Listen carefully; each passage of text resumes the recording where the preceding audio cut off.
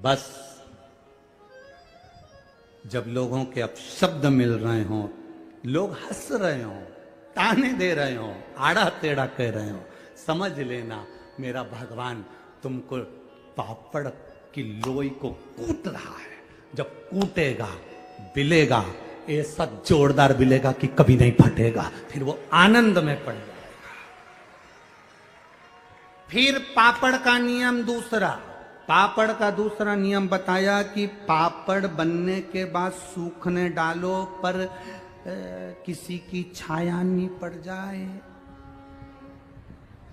समझ गई हो क्या है? बोलना तो नहीं पड़ेगा।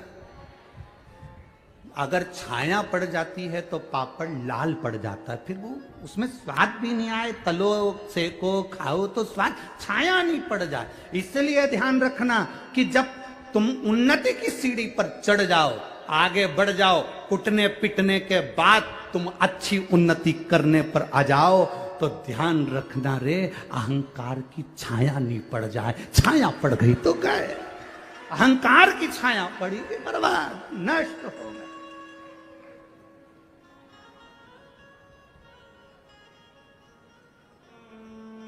छाया ना पड़े। अभिमान, अहंकार, अभिमत्ता, अहम कि जब छाया पड़ती है तो बर्बादी का सिरा प्रारंभ हो जाता है। बर्बादी के सिरे की ओर हम बढ़ जाते हैं।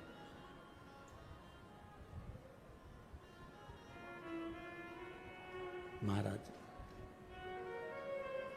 अहमता से परे हो जाइए, अहंकार से दूर। षडानंद कार्तिकेय जी, जाओ तारकासुर का संहार करो। मां पार्वती जी ने कहा, तुम्हारा जन्म हुआ है कार्तिकेय तारकासुर को मारने के लिए। तारकासुर को मैं मार दूंगा, तारकासुर को मैं समाप्त कर दूंगा। तारकासुर को मार कर आए, उसके 3 पुत्र थे, तारकाक्ष, विदुम्माली, कमलाक्ष की। ये तीनों शंकर भगवान की आराधना ना कर कर सीधे भगवान ब्रह्मा जी की आराधना करी। ब्रह्मदेव, वर दीजिए, हम 3 पुरी का निर्माण करें, उसमें हम रहें, हमारे प्राण कभी ना छूटें, हम मरे ना। तब ब्रह्मा जी ने कहा, ऐसा नहीं हो सकता कि तुम मरोगे नहीं, मरना तो पड़ेगा, प्राण तो छूटेंगे, जाना तो पड़ेगा। तुम जितने बैठकर कथा सुन रहे हो और जितने यहां पर बैठे हो, जितने आस्था चैनल पर सुन रहे हैं, जितने फेसबुक यूट्यूब पर सुन रहे हैं, कोई तुमसे कह दे कि तुम्हारी जिंदगी में दुख नहीं आएगा, तुम कभी मरोगे नहीं, तुम मेरे पास बैठो, मैं तुम्हें मरने नहीं दूंगा, या तुम्हारी जिंदगी में दुख नहीं आने दूंगा, तो फालतू की बात है। जो लिखा ललाट पर वो तो भोगना है। जो ललाट पर लिखा है, पूर्व में जो तुम कर कर आए हो, उसको तो भोगना है। कौन भोगेगा? आपको कथा में कहा था, खांसी चलेगी तो आपको खांसना है, छींकना पड़ेगा तो आपको छींकना है। आपके बत्तल का कोई छींकेगा नहीं, कोई खांसेगा नहीं। भूख लगेगी तो भोजन करना पड़ेगा, प्यास लगेगी तो पानी पीना पड़ेगा, बीमार होगे तो गोली दवाई तुमको खाना पड़ेगा। उसी तरह अपने कर्म का भोग अपने को भोगना पड़ेगा, कोई दूसरा नहीं भोगने वाला।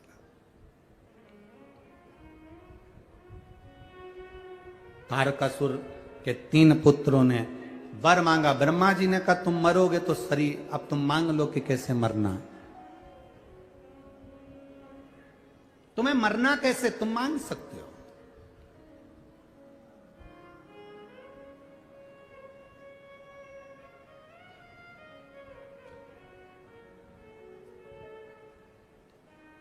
ब्रह्मा जी ने कहा, तारकाक्ष, विदुम्माली, कमलाक्षकी ने कहा वर दे दो, हम तीनों मरे तो एक जगह पर एक साथ मरे।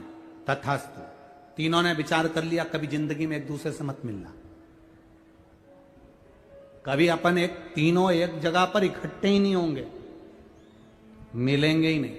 मिलेंगे नहीं तो मरेंगे नहीं। आना ही मत ही तू मेरे यहां। तीनों ने अलग अलग जगह पर अपनी अपनी नगरी बसा ली, रहने लगे, उपद्रव मचाया। जब व्यक्ति को मालूम पड़ जाता है कि मेरी मृत्यु होएगी नहीं, तो वो उपद्रव मचाना प्रारंभ कर देता है। वर्तमान की जो जिंदगी होती है, वर्तमान का जो समय होता है, उसमें वो खुश होकर नहीं जी पाता,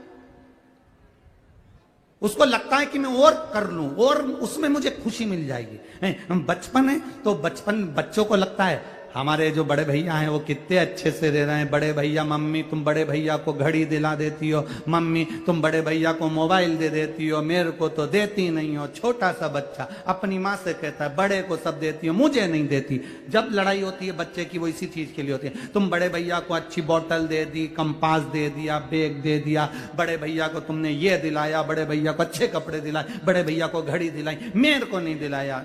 छोटा बच्चा जिद करता। छोटे को लगता है बड़ा सुखी है, बड़े को लगता है बूढ़े सुखी हैं। बड़े सोचते हैं हम तो कमा कमा के मर गए, ये बूढ़े सबसे अच्छे हैं, इनको पेंशन का पैसा मिल रहा है, आराम से पड़े हैं, खा रहे हैं, रोटी मिल रही, सब्जी मिल रही, भजिया मिल रहा, पकौड़ा मिल रहा, आराम से पड़े। बच्चे सोचते हैं बड़े सुखी हैं, बड़े सोचते हैं बूढ़े सुखी हैं, और बूढ़े सोचते हैं काय की जिंदगी भगवान, इससे तो हमारी जवानी अच्छी थी, मेहनत करते थे, खा लेते थे, कम से कम ताने तो नहीं सुनते थे लोगों के। सुख कहीं नहीं है।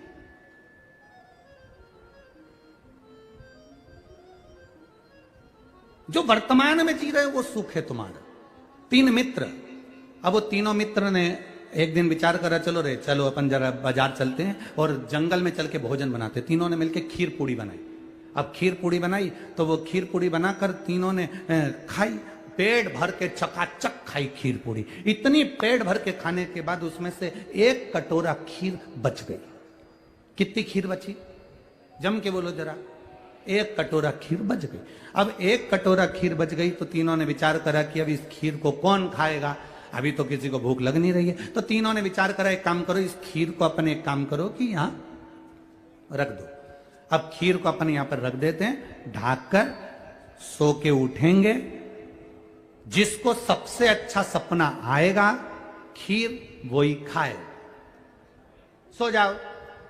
खीर रखी, सो गए। 2 सो गए, एक को नींद नहीं आ रही थी क्योंकि वो खीर दिख रही थी, नींद नहीं आ रही। कर्मठ बदले पर वो खीर दिख रही, उसको नींद नहीं आ रही। खीर। 2 अच्छे से सो रहे थे, एक जाग रहा था, नींद आई। तीनों फिर बाद में सुबेरे उठे, तीनों ने कहा खीर खाना है। पहले नंबर का बोला मैंने सबसे अच्छा सपना देखा है, मुझे खीर दो। दूसरा बोला मैंने अच्छा सपना देखा है, मुझे खीर दो। तीसरा कहता है मैंने अच्छा सपना देखा, मुझे खीर दो। तीनों झगड़ा कर रहे। इतने में कहा भाई सपना देखा क्या है, पहले निर्णय लेंगे, पहले बताओ तो सही तुमने सपना क्या देखा। पहला व्यक्ति बोला मैंने सपना देखा, मेरे सपने में राम जी आए और मेरा हाथ पकड़कर मुझे अयोध्या ले गए, दर्शन कराया अयोध्या का, माता सीता ने भोजन बनाया, मैंने पाया इतना अच्छा सपना और कहां से लेकर आओ। दूसरा बोला मैंने सपना देखा, मैं सो रहा था, भोलेनाथ जी आए, मेरे को लेकर काशी चले गए, काशी से फिर मुझे कैलाश ले गए, कैलाश ले जाकर माता पार्वती जी ने मेरे लिए मोदक बनाए, लड्डू बनाए, मैंने खाए। मैंने तीसरा व्यक्ति बोला तुम दोनों का सपना ठीक है, अपनी जगह पर है, तूने सपना क्या देखा? उसने कहा मैंने सपना देखा, मेरे सपने में हनुमान जी आए और हनुमान जी बोले तू अभी तक जग रहा है। मैंने हनुमान जी से कहा सामने खीर रखी है इसलिए नींद नहीं आ रही। हनुमान जी ने कहा अब भी खा, अब भी खा। हनुमान जी बोले, मैंने हनुमान जी से बोला मेरे 2 मित्र और हैं, बाद में वो झगड़ा करेंगे। हनुमान जी बोले नहीं खाएगा तो गदा से मारूंगा, अब भी खा। इसलिए मैं वो खीर उठा के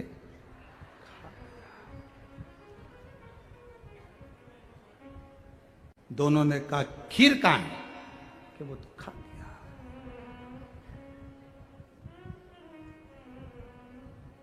तो तुझे हनुमान जी से बोलना चाहिए था ना, मेरे 2 दोस्तों और हैं। मैंने बोला था हनुमान जी वो 2 दोस्तों और हैं। तो हनुमान जी बोले एक तो अयोध्या गया है, एक कैलाश गया है, एक ने मोदक खा लिया, एक ने सीता जी के हाथ का भोजन कर लिया, तू खीर खा,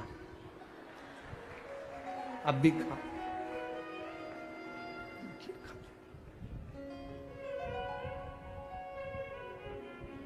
अब इन तीन में सुखी कौन है? जिसने वर्तमान में अच्छे से खीर और दो सपने देखने में लगे थे, जवानी में और कमाऊंगा, फ्रिज खरीद लूंगा, 4 व्हीलर गाड़ी खरीद लूंगा। अब एक सोच रहा है और उन्नति करेंगे, और उन्नति करेंगे, अच्छे दिन आएंगे और अच्छे दिन आएंगे। अरे इससे अच्छे दिन क्या आएंगे? 2 रोटी प्रेम से खा रहे हो, अपनी जिंदगी चकाचक जी रहे हो और आराम से भगवान शंकर की भक्ति कर रहे हो, इससे अच्छे दिन क्या रहेंगे जीवन के? वर्तमान के दिन को अच्छा समझो, बहुत विचार कर कर मत। और अभी जवानी आएगी तो हम लोग ये कर लेंगे, अधेड़ी आएगी तो ये कर लेंगे। जीवन में क्या ठिकाना? जितनी अलमारी में, अपने अलमारी में जितनी साड़ी रखी है सब पहनो, रोज नई नई पहनो, क्योंकि कौन सा दिन आखिरी हो किसको मालूम। बाद में वो साड़ियां दूसरे पहनेंगे, अपन तो पहन लो, अपन पहन। क्या करेंगे उस साड़ी का? दिवाली आती है, पूरी अलमारी साफ हो जाती है, साफ होकर उसमें अखबार बिछ जाता है, अखबार बिछा के साड़ियों को वापिस जमा देते हो। कई कई साड़ी तो तुम्हारे हाथ में आती है तो तुम्हें याद आती है, मैंने तो ये पहनी ही नहीं, ये मैंने पहनी ही नहीं। इतनी साड़ियां तुम्हारे पास में एक से बढ़कर एक रखी है। कुछ कुछ के तो अब भी तुमने उसमें पीको और फाल करवाई है, कुछ कुछ साड़ियों की तो अब भी हाल तुमने चोली सिलवाई, सब रखी है। और मालूम पड़े वो साड़ी तुमने रखी थी और कह रही थी मैं बस देवर के लड़के की शादी में पहनूंगी। एक इतनी सुंदर साड़ी है, देवर के लड़के की शादी में पहनूंगी, और उसके पहले तुम चली गई।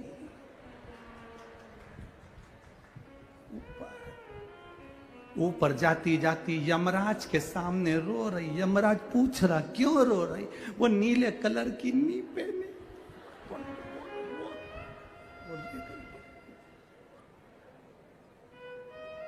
यमराज ने पूछा क्या चाहती हो? Once more. क्या चाहती? वंस, एक बार और छोड़ दो मुझे, मैं अच्छे से नीचे जाके नीली वाली साड़ी को पहन के और अच्छे से चली जाऊंगी। यमराज ने कहा तुझे नहीं छोड़ सकते। अब भी 3 दिन पहले तो मैंने ब्यूटी पार्लर में धागे से 250 रुपए दे के आई थी और तुमने देखा भी नहीं मैं कितनी जोरदार लग रही थी। उठा कर कम से कम वंस मोर। यमराज ने कहा एक धर के दूं, चल वंस मोर। सीहोर वाला महाराज रोज कहता था 21,600 श्वास रोज मिल रही है, कौन सी श्वास आखिरी होगी किसी को नहीं मालूम। इसलिए वर्तमान की जिंदगी को खुश होकर जियो, वर्तमान की जिंदगी को खुश होकर जियो। ये जीवन फिर नहीं मिलने वाला है। एंजॉयफुल अपने जीवन को जियो, किसी का दिल ना दुखाओ, किसी को अपशब्द ना बोलो। जो परमात्मा ने तुमको दिया उसमें इतने खुश हो। झोपड़े में रह रहे हो तो झोपड़े में खुश रहो, 4 व्हीलर गाड़ी है तो उसमें खुश रहो, 2 व्हीलर गाड़ी है तो उसमें खुश रहो। शंकर भगवान की भक्ति करते रहो। 4 व्हीलर 2 व्हीलर जितनी भी है तुम्हारे पास में, उसमें टेंशन करने की जरूरत नहीं। भगवान का भजन करते रहना। वो तुमको 4 व्हीलर में घुमाए तो 4 व्हीलर में घुमा, वो तुम्हें जहां ले जाए वो आराम से ले जाएगा। मस्ती में अपनी जिंदगी को जियो। रो रो के तो लोग बहुत जी रहे हैं, क्या करोगे रो कर जी कर? जरा सा किसी ने कह दिया, मुंह फुला के अपने कमरे में एसी पड़ी। पति ने पूछा चंद्र घंटा क्या हुआ? चंद्र घंटा चिल्ला, पूछ रहे तुम्हारी मम्मी से, हमारी जिंदगी बर्बाद कर दी, आज तक कहीं घुमाने नहीं ले गए। इतने में वो बोला अभी 15 दिन पहले ही तो तुझे घुमाने के लिए लेकर गया था। कहां गए थे? जो बोला तो इतने में तो वो चले ही गया। चिल्ला,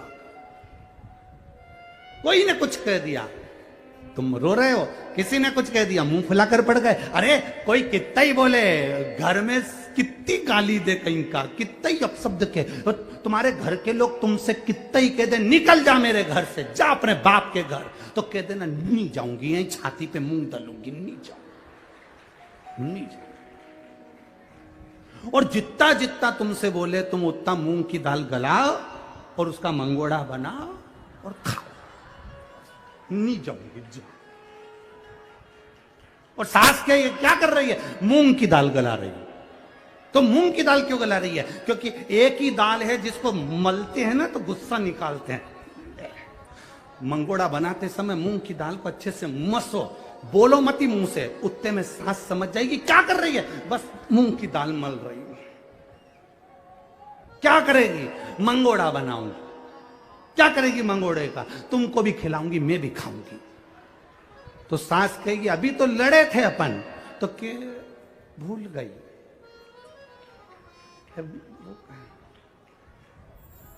क्या हो गई थी मैं? गजनी हो गई मैं।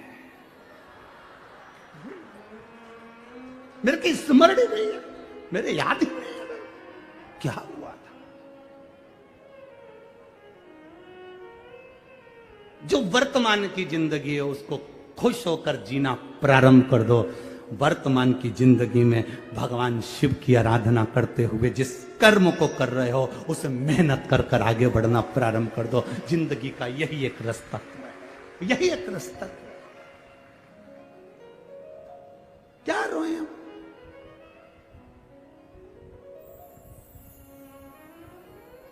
अब सौंप दिया इस जीवन का सब भार तुम्हारे। जब हमने परमात्मा के भरोसे पर सब सौंप दिया फिर क्या सोचना, क्या सोचना।